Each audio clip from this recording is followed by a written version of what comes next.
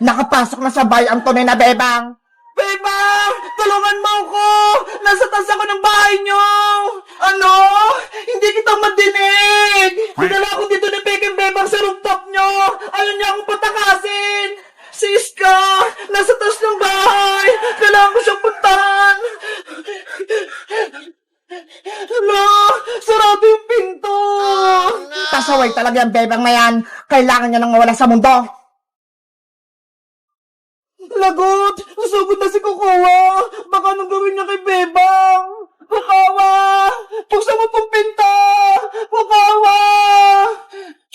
Anong kailangan mo rito, bebang? Umalis ka na. Hindi ka na kailangan dito ni Nanay Sitang. Hoy, Peking Bebang! Ikaw yung umalis! Ako yung tunay na anak ni Nanay! Hindi na ngayon, dahil ako na ang mahal ni Nanay Sitang. Ang sama-sama mo, Kukawa! Kahit kailan, hindi mo ako mapapalitan! Ako ang tunay na Bebang at ako rin ang mahal ni Nanay! Hindi malalaman ni Aling Sitang na ako si Kokowa dahil ginagaya kita, parehas tayo ng mukha. Alam ni Nanay kung sinong tunay na Bebang dahil hawak ko si Big Bird at ikaw, wala kang hawak! Kung ganon, aagawin ko sa'yo si Big Bird, akin na siya. Kukawa! Wag! Lahat ng sayo kukunin ko, bebang. Ang bahay nyo, si Nanay Sitang, pati si Big Bird. Hindi ako papayag sa gusto mong mangyari, Peking Bebang! Kaya bitawin mo si Big Bird ko! Akin na si Big Bird. Ano ba nangyayari sa labas ng bahay? Mukhang may kaaway si Bebang. Titignan ko nga. Bebang! Anong kaguluhan yan? Nanay ko! Nanay Sitang! Tulungan niyo po ako! May impostor na Bebang! Ginagaya niya po ako! Gusto niyo pumasok dito sa bahay! Hindi yan totoo! Ako ang tunay na Bebang! Ano ba nangyayari sa mundo? Bakit dalawa yung Bebang? Ako po yung tunay na Bebang, Nanay Sitang! Inaagaw niyo po sa akin si Big Bird! Hoy, Peking Bebang! Sinungaling ka! Ako ang tunay na Bebang! Bitawan mo si Big Bird ko! Makulit ka, ha? Akin na si Big Bird! Yari! Nagpalaban na si Bebang! Kailangan ko na siyang tulungan! Aray ko! Bebang! Ano nangyari sa'yo? Princess! Layo mo yung Peking Bebang na yan! Ako yung tunay na Bebang! Ano? May isa pang Bebang? Hala! Magkamukha sila! Princess! Tulungan mo ko! Ako yung tunay na Bebang! Huwag kang maniwala sa kanya, Princess! Halika rito! Sumama ka sa akin sa loob! Masamang Bebang yan! Nanirito na ako! Hindi ko alam kung sino yung paniniwalaan ko! Diba? Ang tunay na Bebang, may hawak na Big Bird! Tingnan mo! Hawak ko siya! At ang Peking Bebang na yan, wala siyang Big Bird! Oo nga no! Si Bebang kanina, may hawak na Big Bird!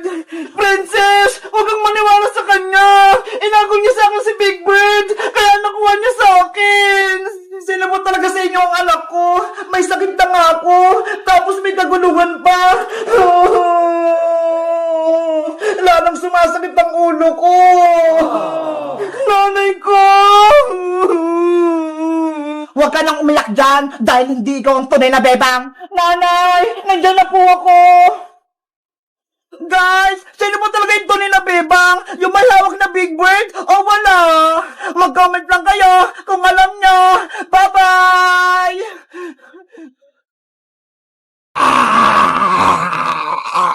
Iska! Zombie Princess! Nawawala pa rin! Gusto niya lumabas! Kaya dapat, hindi makalabas si Zombie Princess, Bebang! Makagatin tayo! Kaya nga baka tayo pa maging zombie! Wait lang! Higpit ako lang yung tali ng gate!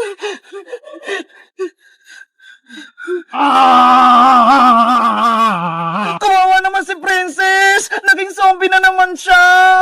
Eh kasi naman, sobrang tako niya Sinabi na nga sa kanya huwag niya kainin yung sinumpang prutas. Kinain niya pa din. Paano kaya natin siya mapapagaling, Bebang? Ewan ko, ang mahalaga, hindi siya makatakas para hindi siya makapagkalat ng virus ng zombie. Bebang, gutom na ata si Princess. Nagwawala siya. Bigyan natin siya iska ng gulay para kainin niya. Ate Princess, carrots, kunin mo.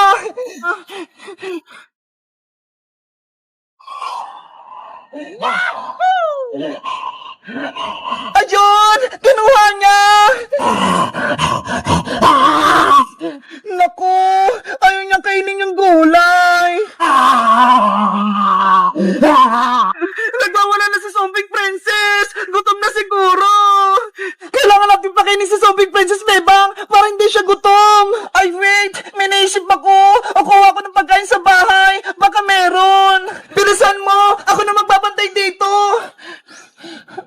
Bantay mo siyang Megis ka! Huwag mong patakasin si Princess! Akong bahala! Babantay ako tong gate! Princess! Etong gulay mo na yung kainin mo!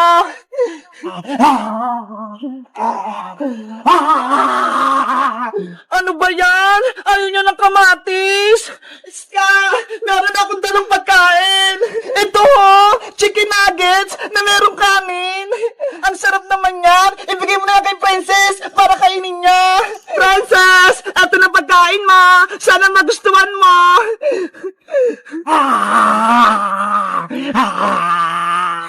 Huwag yung kamay ko, Princess! Mag-ingat ka, Bebang! Baka gatin ni Sobrang Princess yung kamay mo! Atong nagis lang yung kunin mo! Ay, ta!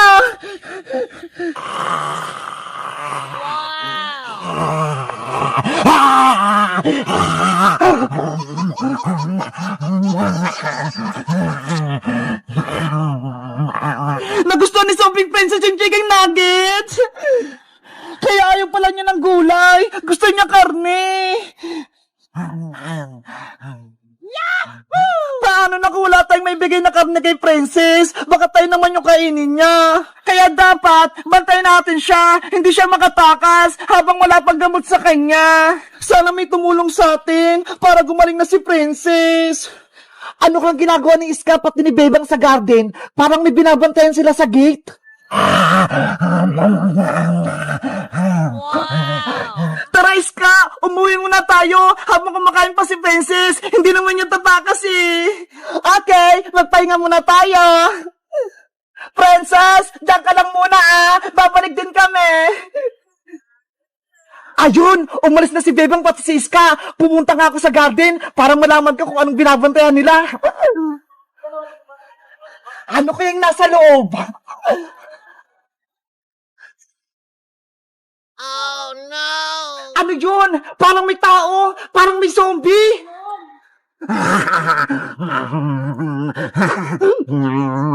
Si Princess yun ah! Ano kaya nangyari sa kanya? Guys, sa tingin nyo, papasok ba ako sa loob para makuhin ko si Princess? Mag-comment lang kayo para sa part 3. Bye-bye! Yay! Ngayong araw na yung Christmas party namin. Handa na itong regalo ko. Ang laki-laki. Nay, alis na po ako.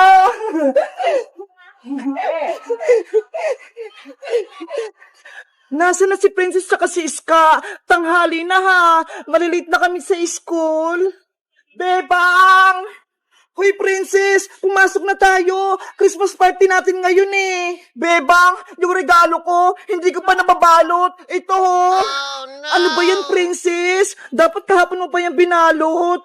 Tulungan mo ako, Bebang! Hindi ako marunong gumawa ng Christmas gift! O siya, tutulungan kita! Pero, kailangan ko ng box, pandikit, pambalot, tsaka ribbon! Wait lang! Kuha ko sa bahay! Naalala mo na ba? Ganito. Bebang! Ito na mga kailangan mo! Wow! Okay, sisimulan ko ng balutin tong regalo mo, Princess! Ganda mo, Bebang, ha? Kasing ganda ng regalo mo! Ano ba tong regalo mo, Princess? Secret! Hindi ko sasabihin! Siguro, ako yung reregaluhan mo, kaya ayaw mong sabihin. Hindi, ah! Lalagay ko na to sa loob, ah!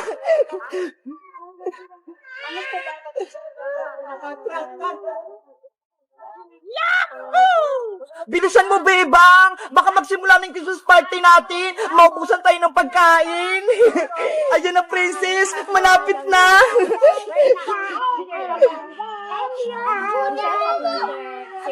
Ayun si bebang tsaka si princess, ha! Nagbabalot ng regalo! Etong ribbon na lang ilalagay ko, princess! Kaya pa. Ayan, princess! Tapos na! Nabalot ko na yung regalo mo! Wow! Ang ganda-ganda! Ang galing mong gumawa ng regalo, bebang! Tara na, princess! Magsimula na yung Christmas party natin! Okay! Let's go! Bebang! Ano po yun, Nay? Nakalimutan mo yung baon mo! Ayaw nga pala, yung baon ko, nakalimutan ko sa bahay. Wait lang, princess, ha? Kukunin ko lang yung baon ko. Bantay mo yung regalo ko, ba? Okay. Ayun, umalis si Bebang. Iniwan niya yung regalo niya. May naisip ako. Ipapalit ko nga itong regalo kong maliit sa regalo ni Bebang na malaki.